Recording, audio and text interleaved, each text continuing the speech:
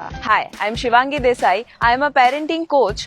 और आप जो अभी तक डिजाइनर केक्स या बहुत सारी सरप्राइज पार्टीज, खिलौने, तोहफे सब देते थे ना, उसका एक बहुत बड़ा साइड इफेक्ट आता है और वो एक रिसीविंग मोड में आ जाता है। यानी कि कहीं ना कहीं हम उसे पाना सिखा रहे हैं। जैसे ही बर्थडे आती है ना, उसका पहला थॉट जो है वो यही आता है, इस बर्थडे पे मुझे क्या मिलेगा, कौन सा नया गिफ्ट मिलेगा, कौन सी नई केक मिलेगी। कहीं ना कहीं वो एक्सपेक्ट करना शुरू कर देता है। 7 नुकसान होते हैं जब वो बच्चा रिसीविंग मोड में आ जाता है। सबसे पहला, जैसे मैंने कहा, एक्सपेक्टेशन बढ़ जाती है। अगर पहले साल पे उसे 5,000 की पार्टी दी, 5 साल पे उसे 25,000 की पार्टी दी, 10 साल पे 50,000 की, तो ऑब्वियसली जब 15 साल का होगा तो 1 लाख की पार्टी तो मांगेगा ही मांगेगा। या 1 साल की उम्र पे उसके लिए खिलौने दिए, 5 साल की उम्र पे उसके लिए हॉट व्हील्स दिया या बारबी डॉल दिया, तो 15-20 साल पे वो आईफोन का एक्सपेक्टेशन तो करेगा। कहीं ना कहीं हम उसे सिखा रहे हैं कि कैसे एक्सपेक्टेशंस को बढ़ाना। दूसरा, जिद करना वो शुरू कर देगा कि मुझे ये चाहिए, वो चाहिए। गुस्सा करना शुरू कर देगा जब उसके एक्सपेक्टेशन के मुताबिक चीजें नहीं होती, या अपसेट होना शुरू हो जाएगा। या उसके साथ साथ 2D ऐसे हैं जो डेंजरस है उसके लिए, और वो है डिमांडिंग। वो डिमांड करना शुरू कर देता है कि मम्मी मुझे तो बारबी डॉल ही चाहिए, मम्मी मुझे तो ये वाला साइकिल ही चाहिए। या वो डिपेंडेंट रहता है उसकी खुशी के लिए दूसरों के ऊपर। जिस दिन उसे ज्यादा विशेस नहीं आते हैं या तोहफे नहीं आते, उस दिन वो थोड़ा सा परेशान हो जाता है। या उसी के साथ साथ जो सबसे बड़ा नुकसान होता है ना, वो सेल्फिश बनना शुरू कर देता है। उसको यही लगता है कि मुझे क्या मिलेगा, उसका पूरा फोकस उसके ऊपर ही रहता है। और उसी की वजह से वो जब बड़ा होता है ना, तब जो 2 भाइयों के बीच में प्रॉपर्टीज के लिए झगड़े हो या कोई भी बात के झगड़े हो, या तेरा या मेरा वो जो माइंडसेट आ जाता है, वो शायद इसी का नतीजा हो जाता है। अगर आप चाहते हैं कि आपका बच्चा ऐसा बिल्कुल भी ना करे और हमेशा अच्छी क्वालिटीज को अपने साथ रखे, तो एक बहुत इंपॉर्टेंट चीज करनी है, क्योंकि उसका बर्थडे जो है साल का सबसे यादगार दिन होता है। उस दिन वो जो करता है वो उसकी लॉन्ग टर्म मेमोरी में फिट हो जाता है और वो उसके धीरे धीरे संस्कार बनने लगते हैं। तो अच्छे संस्कार देने के लिए सबसे बेस्ट तरीका अगर है, तो उसकी बर्थडे के दिन उसको कोई ना कोई एक्ट ऑफ काइंडनेस करवाइए।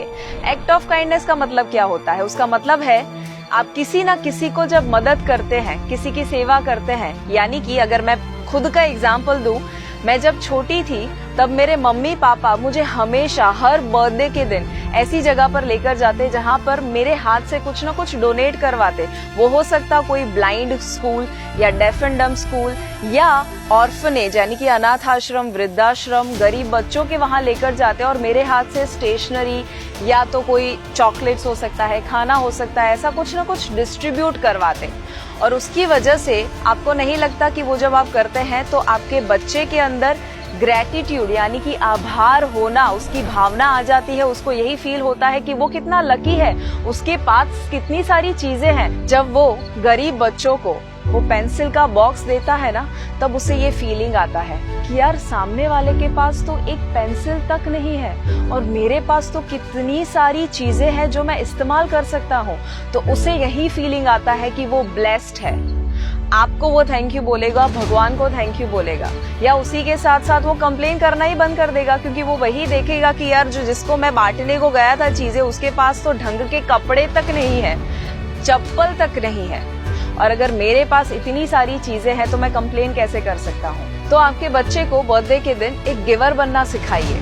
और यही बात को आइए हम एक छोटी सी कहानी के द्वारा समझते हैं। एक बार एक इंसान स्वर्ग और नर्क का फर्क देखना चाहता था, तो वो सबसे पहले पहुंच गया नर्क में।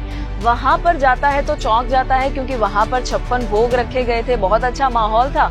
बट जैसे करीब जाता है उसे पता चलते हैं कि वहां पर जितने लोग थे सब फ्रस्ट्रेटेड थे, और वो इसीलिए कि 56 भोग तो रखे गए थे पर उनके हाथ के साथ एक लकड़ी बांधी गई थी, सीधी लकड़ी, एक स्टिक, कि जिसकी वजह से वो अपने हाथ को मोड़ ही नहीं सकते थे और वो खाना ही नहीं खा रहे थे। और इसीलिए वो सभी लोग फ्रस्ट्रेटेड थे, क्योंकि सभी स्ट्रगल कर रहे थे कि कैसे वो हाथ मोड़े और वो खाना खा सके। अब वो जाता है स्वर्ग में। स्वर्ग में भी उसे सेम माहौल दिखता है, 56 भोग रखे गए हैं। तो वहां पर करीब जाता है, देखता है कि उनके हाथ के साथ भी एक लकड़ी बंधी हुई थी, बट फिर भी वो सभी लोग खुश थे। कैसे? क्योंकि वहां पर सभी एक दूसरे को खाना खिला रहे थे, और इसीलिए वो सभी सामने वाले के बारे में जब सोचते हैं, गिविंग के बारे में जब सोचते हैं, वहीं पर उनका स्वर्ग बन जाता है। हमें एक्चुअली ये सोचने की जरूरत नहीं है कि मरने के बाद क्या होगा, बट आपके बच्चे को ये सिखाइए कि जीते जी कैसे वो स्वर्ग बना सकता है, और वो एक बहुत ही आसान तरीके से हो सकता है, गिविंग के द्वारा, देने के द्वारा, ऐसे लोगों को कि जिन्हें जरूरत है। तो आपके बच्चे के अगले बर्थडे पे आप क्या करने वाले हैं, जरूर कमेंट में लिखिए और बताइए मुझे कि कैसे आप उसे देना, एक गिवर बनना सिखाने वाले हैं। और अगर आप चाहते हैं कि लालच से भरे नहीं बट निस्वार्थ भाव से भरे हम बच्चों को तैयार करें इंडिया में, और एक नया इंडिया तैयार करें, तो